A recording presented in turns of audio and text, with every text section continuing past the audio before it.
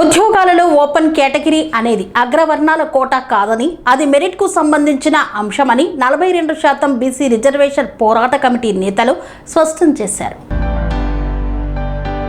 ప్రభుత్వ ఉద్యోగాల్లో రిజర్వేషన్ విధానంపై వారు తీవ్ర అభ్యంతరకరం వ్యక్తం చేశారు. హైదరాబాద్ ఓయూ ఆర్ట్స్ కాలేజ్ ముందు బీసీ రిజర్వేషన్ పోరాట కమిటీ నేతలు ప్లకార్డ్స్ పట్టుకొని నిరసన తెలిపారు. బీసీ, ఎస్సీ, ఎస్టీ, మైనారిటీ వర్గాలకు మెరిట్ వచ్చినా రిజర్వేషన్లో కోటాలలోనే ఉద్యోగాలు ఇస్తున్నారని state coordinator doctor Avvaru Venukumar ఆరోపించారు. దీంతో ఓపెన్ కేటగిరీలో అవకాశాలు తగ్గి సామాజిక న్యాయం దెబ్బతింటుందన్నారు. జీవో నెంబర్ 29 రద్దు చేసిన తర్వాతే కొత్త ఉద్యోగ నోటిఫికేషన్లు ఇవ్వాలని ఆల్ ఇండియా ట్రైబల్ జేఏసీ నేత డాక్టర్ రవీందర్ నాయక్, నిరుద్యోగ విద్యార్థి జేఏసీ నాయకుడు కాశీనాథ్ డిమాండ్ చేశారు.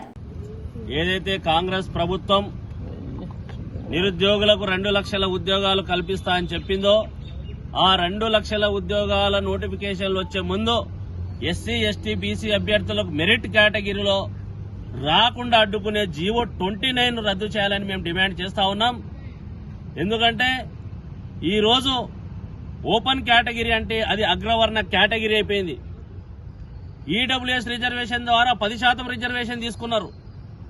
మిగిలిన 40% రిజర్వేషన్లో ఎస్సీ, ఎస్టీ, బీసీ ఓపెన్ కేటగిరీలో ఎవరైనా సరే మెరిట్ ఉన్న అభ్యర్థులకు ఉద్యోగాలు రావాలా, కానీ ఎస్సీ, ఎస్టీ, బీసీలకు తమ కేటగిరీలోనే మెరిట్ అభ్యర్థులకు కూడా అదే కేటగిరీలో భర్తీ చేసి ఓపెన్ కేటగిరీలో కేవలం అగ్రవర్ణాలు రెడ్డిలు, రావులు, కమ్మ, కాపు, వెలమ వీళ్ళే ఆ ఉద్యోగాలకు అర్హులు అన్నట్టు ఇవాళ తయారు చేసిర్రు.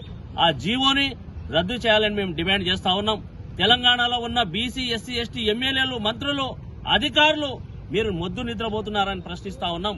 మీ వర్గాలకు అన్యాయం చేస్తా ఉంటే ఇక్కడ టీజీఎస్పీఎస్సీ చైర్మన్ అయినటువంటి ఇవాళ వెంకటేశం గారు ఏం చేస్తున్నారని మేము అడుగుతా ఉన్నాం. ఇవాళ ఏదైతే రాష్ట్రంలో అన్యాయం జరుగుతుందో ఆ అన్యాయం పట్ల మాట్లాడాలని చెప్పేసి పీసీసీ మహేష్ కుమార్ గౌడ్ని డిమాండ్ చేస్తా ఉన్నాం. అదేవిధంగా అన్ని పార్టీల అధ్యక్షులను కూడా డిమాండ్ చేస్తా ఉన్నాం. లేని ఎడల మీకు ఖచ్చితంగా నిరుద్యోగులు బుద్ధి చెప్పే సమయం ఆసన్నమైందని హెచ్చరిస్తా ఉన్నాం. జీవో నంబర్ 29 రద్దు చేయాలని ఈరోజు ఉస్మానియా యూనివర్సిటీ వేదికగా all India tribal JAC chairman మా రవీందర్ నాయక్ అన్న, నిరుద్యోగ జేఏసీ కాశీనాథ్, 42% బీసీ రిజర్వేషన్ పోరాట కమిటీ ఆధ్వర్యంలో ఈరోజు ప్రెస్ మీట్ నిర్వహిస్తున్నాం.